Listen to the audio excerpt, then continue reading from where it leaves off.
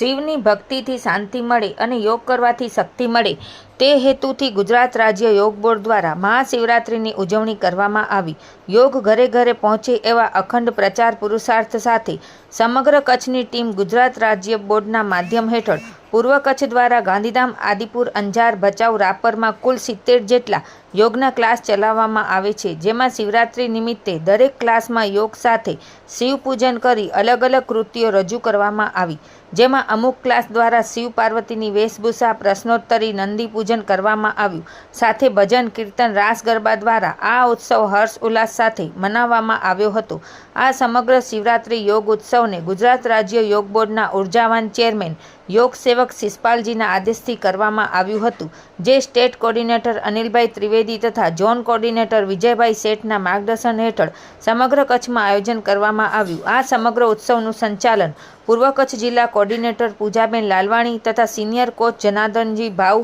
ભૂપતસિંહ સોઢા, દેવેન્દ્રભાઈ ઠક્કર, યોગ coach ટીસા Thakkar, doctor શ્રુતિ ઠક્કર તથા સંગીતાબેન દધીચીએ સહયોગ આપ્યો હતો, એવું યોગ બોર્ડના યોગ કોચ દેવેન્દ્ર ઠક્કરની યાદીમાં જણાવવામાં આવ્યું છે। રિપોર્ટ ભારતી માખીજાણી, ગાંધીધામ।